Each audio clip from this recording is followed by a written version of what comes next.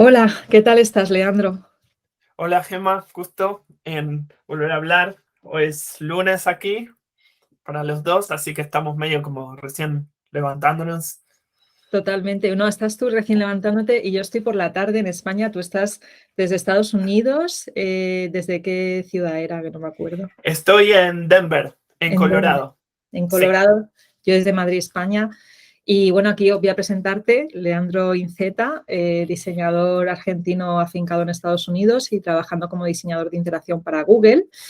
Pero que sepáis que yo te conocí precisamente porque por LinkedIn creo que fue, me escribiste, yo ya conocía lo que habías montado de UX con Ñ, que es un repositorio de diseño, y tú me escribiste para preguntarme si podías incluir a Píldoras UX, que evidentemente te dije que sí.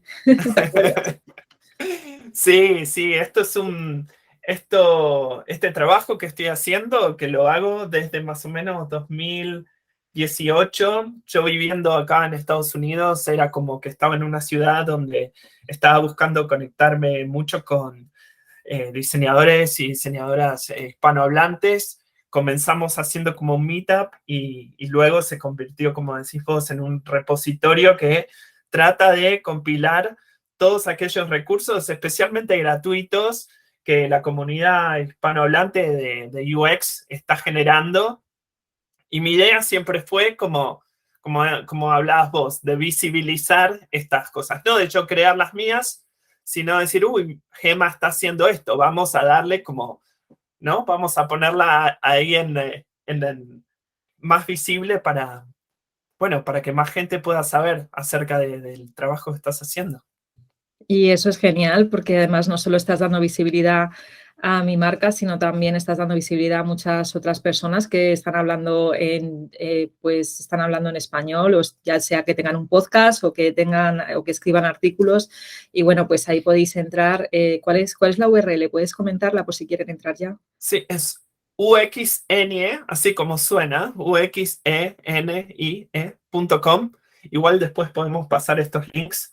Ujú. Em, y como decías, y medio como para luego también contar un poco del trabajo que hago y qué es lo que me motivó a crear esto, es que siempre, digamos, ya hace varios años, como más de 15 de hecho, siempre trabajo en herramientas que tienen que ver con procesos a veces un poco difíciles, que requieren un poco de, digamos, de conocimiento previo, y por esa razón trato de bajar esas barreras, ¿no? Trato esa curva de aprendizaje, reducirla.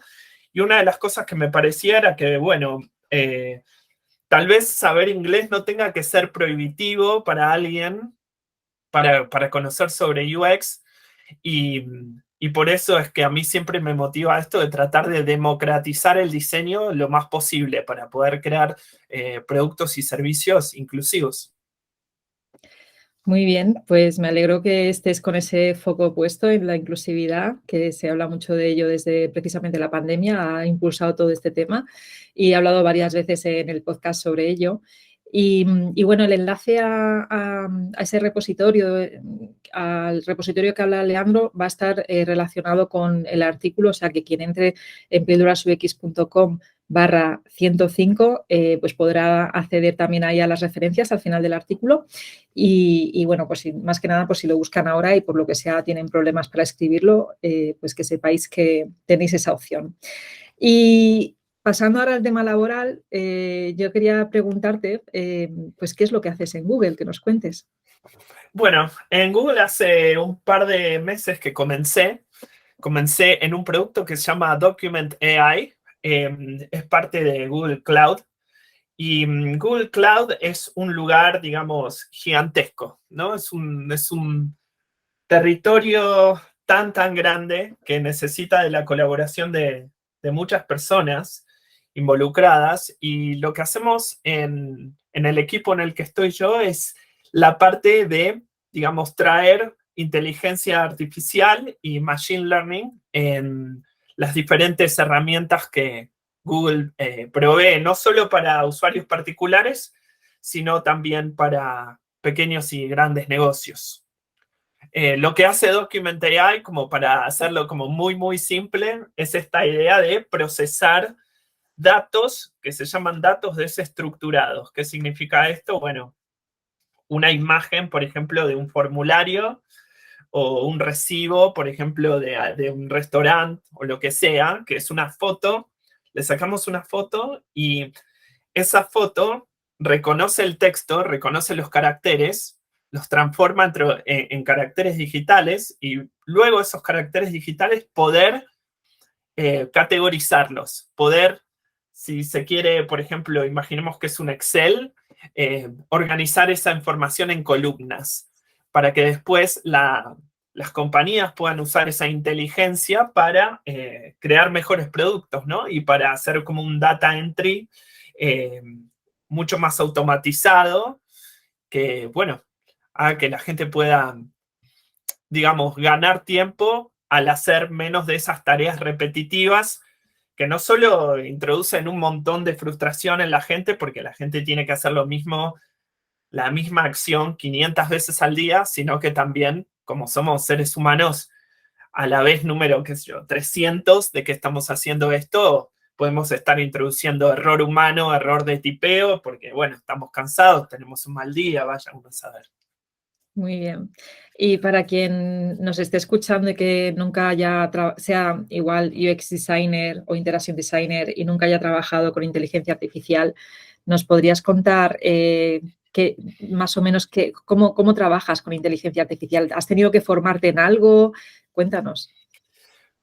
Bueno, la inteligencia artificial es uno de esos términos que si hay 5 personas y a las 5 personas le preguntas qué es inteligencia artificial, vas a tener 5 diferentes respuestas.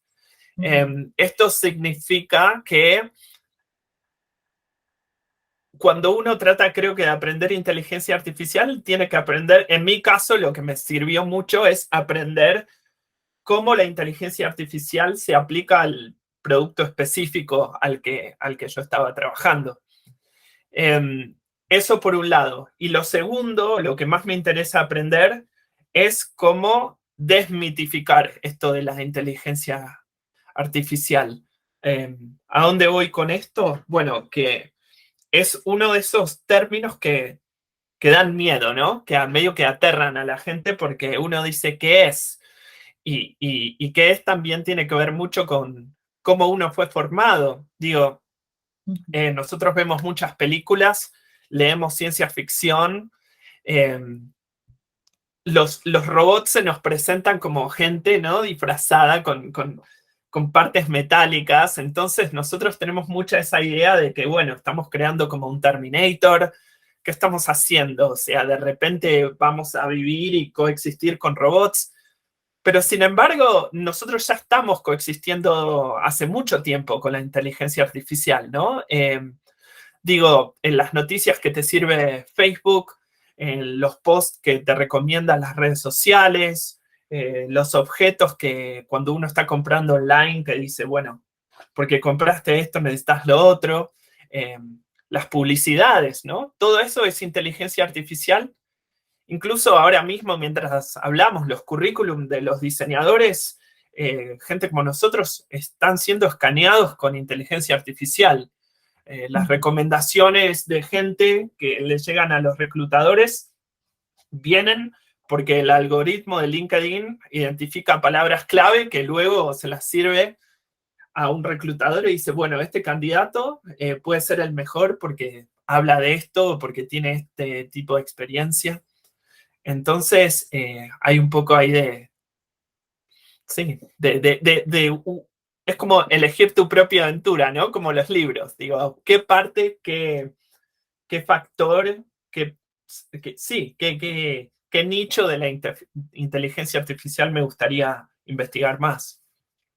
Y yo, de hecho, precisamente por esto que comentas de que en las noticias nos hablan, siempre son como muchas veces muy tremendistas y lees titulares o escuchas titulares que asustan, ¿no? Como que va a acabar gobernando la inteligencia artificial y tal. Y precisamente que ya llevamos muchos años que muchos de los productos digitales que utilizamos tienen esa inteligencia artificial, ¿no? Desde Google, desde el traductor de Google, hasta, bueno, también han sacado algo que me parece muy útil, que es que tú con la cámara enfocas con la cámara cualquier texto en cualquier idioma y dices a qué idioma quieres que te lo traduzca y lo puedes leer. Justo lo he estado usando este fin de semana que estaba en un restaurante italiano y hay unas frases en la pared y estuve traduciéndolas de esa forma. Y estaba a mi lado un amigo que es programador, ¿sabes? Y no lo conocía y también quedó como muy sorprendido de eso. Y es que mucha gente no sabe, ¿no? Que todo esto detrás tiene inteligencia artificial. Yo tengo una trilogía hablando de ello en el podcast, que también lo pondré en las referencias, pero uno de los motivos por los que yo también quería entrevistarte era un poco para que nos contaras pues con qué retos te has encontrado, ¿no? Qué desafíos, retos te has encontrado trabajando precisamente como diseñador de interacción en Google con inteligencia artificial. Bueno, para mí hubo uno de los libros que leí hace poquito que se llama You Look Like a Thing and I Love You. O sea, la traducción es te pareces a una cosa y te quiero por esa razón. Es un libro que habla de lo que es, como volvíamos antes a esto de desmitificar la inteligencia artificial, después comparto el link y todo, pero este libro habla de un par de cosas que yo las he estado vivenciando incluso. Primero que todo, que el peligro hoy día, ¿no? El peligro de la inteligencia artificial no es que sea demasiado inteligente, sino que al contrario, no es demasiado inteligente. O sea, la inteligencia artificial hoy día tiene el poder mental como de un gusano, como de un caracol casi. Esto es porque la inteligencia artificial no entiende el problema que estamos buscando resolver. Pero, a lo que voy con esto, del problema que estamos buscando resolver, es que la inteligencia artificial va a hacer exactamente lo que le pidas que haga, o al menos va a tratar de hacerlo de la mejor manera posible, ¿no? Pero la inteligencia artificial lo que tiene es que aprende del ejemplo. Eso quiere decir que nosotros, para que algo sea, entre comillas, lo suficientemente inteligente, lo tenemos que, digamos, alimentar con millones y millones y millones de ejemplos. Esto es lo que a veces se escucha como entrenar, digamos, al algoritmo, o lo que en inglés le llaman machine learning, ¿no? El conocimiento de la máquina. Quiere decir que una de las cosas que para mí más me ha volado la cabeza, creo, es esto, el entender, primero que nada, que la inteligencia artificial aprende del ejemplo. Segundo, que como diseñadores tenemos que pasar más tiempo aprendiendo del problema que generando la solución. Es decir, hay que pasar más tiempo tratando de entender qué es lo que queremos que esta inteligencia artificial nos devuelva o nos solucione, ¿no? Y acá hay un montón, digamos, para charlar, porque hay una frase que se usa en inglés que es garbage in, garbage out. O sea, basura entra y la basura sale. Quiere decir que si nosotros alimentamos esta inteligencia artificial con malos ejemplos, las respuestas que nos va a terminar dando no son respuestas que sean como éticamente correctas, sino que la inteligencia artificial nos va a dar respuestas que es lo que nosotros queremos escuchar, con nuestros sesgos. Y es un terreno bastante peligroso que, bueno, ahora seguramente tengo muchísimos ejemplos, pero esa es como la parte más importante, ¿no? De cuál es el rol del diseñador, de la diseñadora hoy día con inteligencia artificial. Bueno, más que nada entender que nosotros le estamos dando forma al futuro, y segundo, cómo los diseñadores nos podemos convertir en, no sé si la policía, pero como esos guardias de seguridad que pueden poner algunas barreras para asegurarnos que lo que estamos, digamos, construyendo no solamente es inclusivo, pero además es ético y, y que no le hace daño a la gente, ¿no? Claro, y precisamente de aquí viene la siguiente pregunta, y es que tú tienes que diseñar productos que sean para todas las personas. O sea, entonces, por un lado tienes que ser como ese policía, ¿no? de la inteligencia artificial, de que quien la vaya a entrenar estés tú asegurándote que no hay sesgos, ¿no? Ya puede ser culturales, de género, de idiomas también, que sabemos que muchas veces hay también sesgos por temas de idioma, ¿no? De cambiar de inglés a español, ya simplemente puede haber, hay problemas, ¿no? Y se le tiene que entrenar bien, y eso sin contar que el español, pues que están por regiones también, dependiendo del país, el español va cambiando.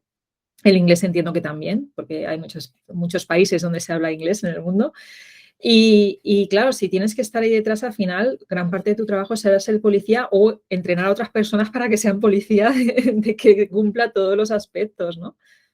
Sí, sí, tal cual. De hecho, en las noticias, por ejemplo, ha sucedido, por ponerte un ejemplo, ¿no? Hace un par de años estaba este chatbot que había generado Microsoft, que se llamaba Tai. No sé si esto resuena o si no, pero bueno, luego podemos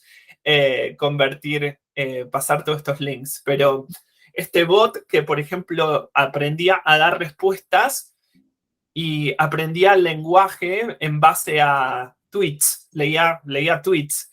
Entonces, claro, leía tweets de trolls, de bots. Entonces, le llevó solamente 2 horas a este chatbot para volverse racista, ¿no? Y para decir cosas horribles a la gente. Microsoft lo tuvo que desconectar. Fue un proyecto totalmente fallido, pero de vuelta nos lleva a que este bot no era tan inteligente, simplemente estaba repitiendo mensajes de odio. Eh, entonces, bueno, por eso digo, ¿cómo uno se da cuenta de dónde poner el freno ahí? A mí me pasó, que no sé si te lo conté la última vez que nos reunimos, me pasó en un proyecto uno de los proyectos más bonitos que he hecho, que era entrenar pues un chatbot con inteligencia artificial de IBM, la inteligencia de Watson, pues para que hablara con estudiantes de un colegio para detectar un posible bullying, ¿no? Y una de las cosas que nos pasó es que el diálogo que trabajamos, pues el robot empezaba, o la inteligencia artificial empezaba preguntándole al niño o la niña cómo te llamas, ¿no? Y es un inicio de conversación muy lógico, pero a la hora de implementarlo, el equipo de programación se dio cuenta que no podía hacerlo, y era porque todavía no había llegado en ese momento, que te hablo del año 2016, el parche en español. Entonces, en el momento en que el estudiante o la niña decía, pues me llamo, por ejemplo, Juan, pues debería de ser el nombre John, ¿no? En inglés. Entonces no entendía nunca los nombres en español y siempre contestaba, no te he entendido, y es porque le faltaba el parche en español. Así que tuvimos que esperar a que estuviera ese parche y, mientras tanto, cambiar el diálogo. Así que también es otra cosa que tenemos que añadir, ¿no?, a nuestro trabajo, el saber qué limitaciones técnicas tiene esa inteligencia artificial. Y si no lo sabes, pues luego te va a tocar retrabajar los flujos. Y como decías, Gemas, es esa, digamos, curva de aprendizaje y de las limitaciones del producto. O sea, cuando, digamos, la otra, digamos, gran eh, problema, no sé si problema, pero al menos desafío para los diseñadores, es entender que la gente llega a la inteligencia artificial desde muchos lugares, desde muchos roles diferentes, desde muchos espacios, como decías. Hay gente que llega a la inteligencia artificial hablando en inglés, otros que hablan en español, otros por ejemplo, hace mucho tiempo que están en esta industria y son súper técnicos, y otra gente que los necesitas como hacer como más como una introducción. Entonces hay que trabajar con bastantes niveles de aprendizajes y curvas de aprendizaje que se mueven al mismo tiempo, ¿no? Porque uno dice, bueno, aprender inteligencia artificial, ok, eso puede ser un camino, pero luego están las herramientas que usan inteligencia artificial. Entonces es como hay que aprender al mismo tiempo inteligencia artificial, pero al mismo tiempo aprender cómo se usa esa herramienta.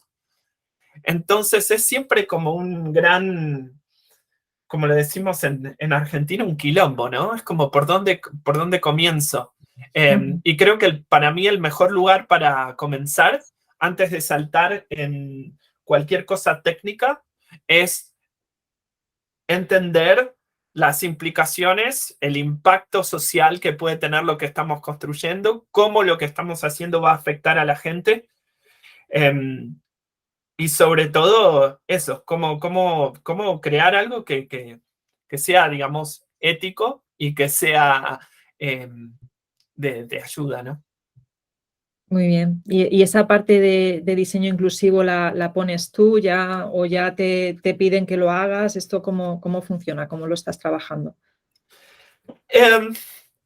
Es siempre una colaboración como yo le llamo, con gente que somos todos como extranjeros. Eso es algo que tiene Google, me parece. Y digo extranjeros no como gente que viene de diferentes países, sino como gente que viene de diferentes roles, con diferentes tipos de conocimiento.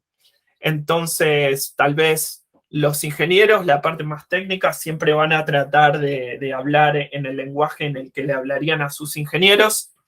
La gente de ventas le va a querer hablar a la gente que están tratando de convencer de comprar este producto, quiere decir, alguien que tratan como de maravillar, si quieren, como mostrarle un truco mágico, ¿no? Mira, mira lo que puedes hacer. Y como que la gente dice, wow, aquí está toda mi plata, pero no es que eso lo vayan a utilizar. Y al mismo tiempo están los usuarios, que serían las personas que están, digamos, usando estas aplicaciones para su trabajo cotidiano.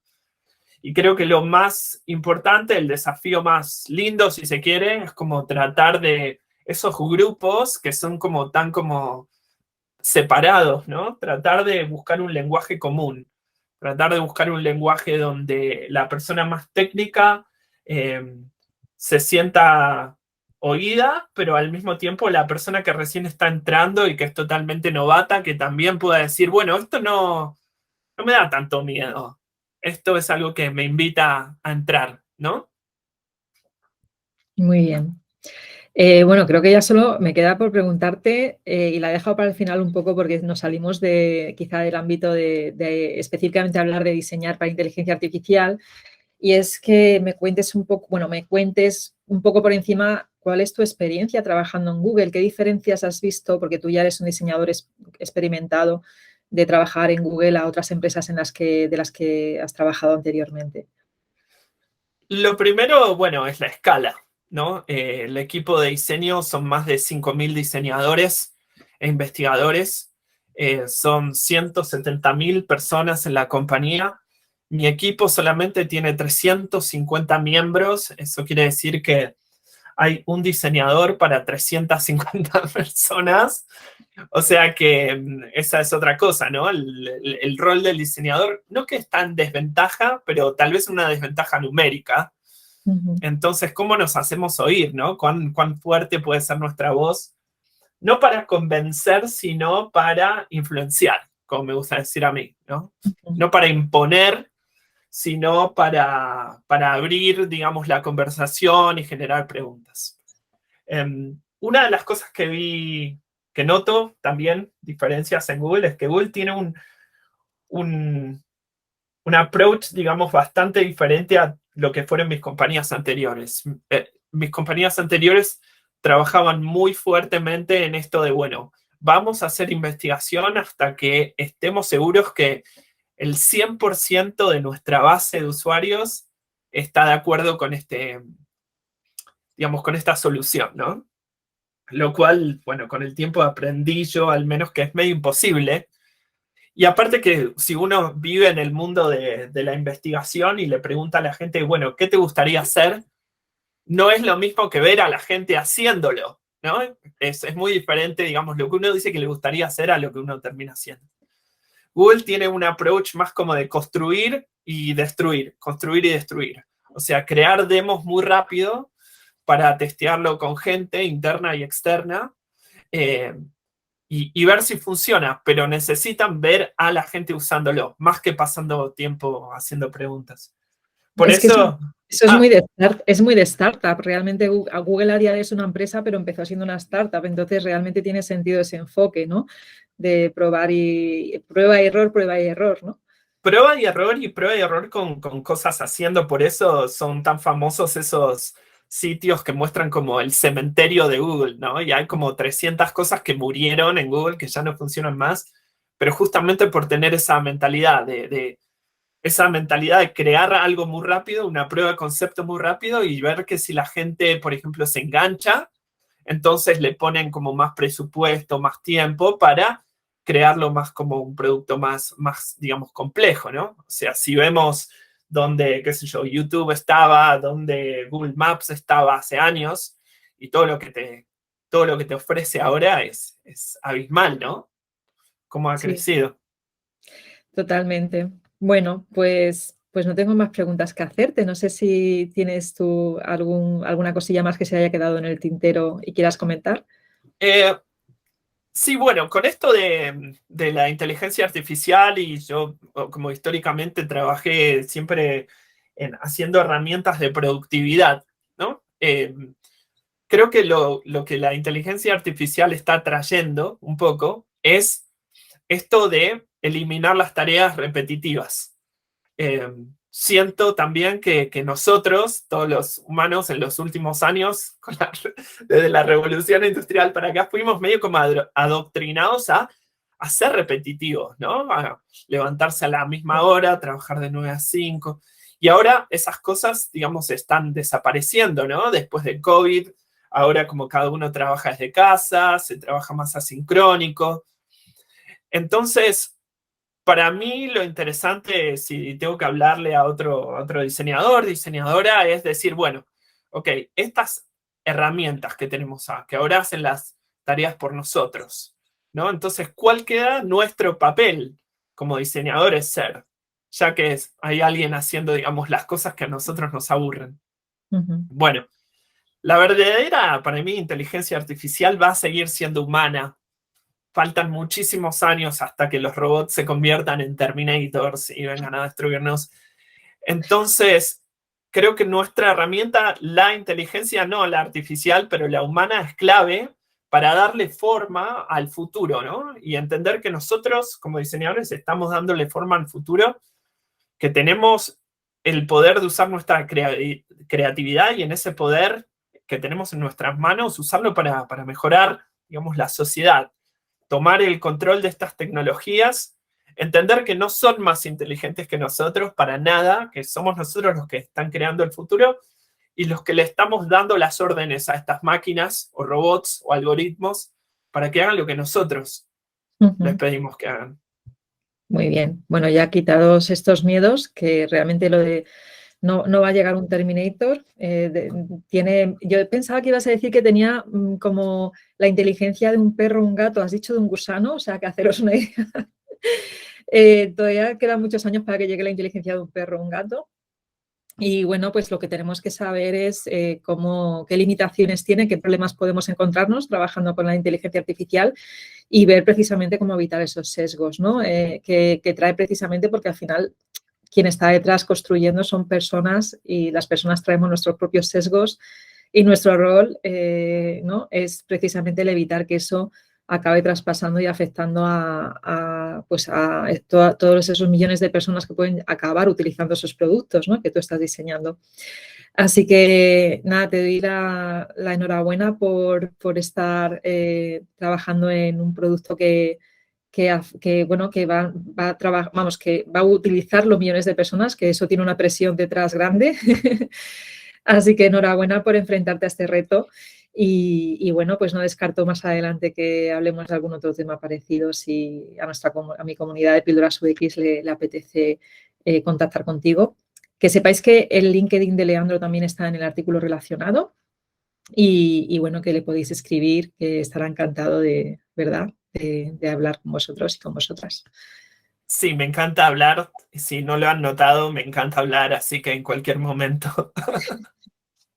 Sí, de hecho, la primera vez que quedamos para hablar estuvimos una hora hablando. O sea que sí, que efectivamente, ¿no? Que además conversaciones interesantes hay cuando nos ponemos a hablar de diseño, que es un mundo apasionante, así que ahora a disfrutarlo, ¿no? A disfrutar trabajando en ello.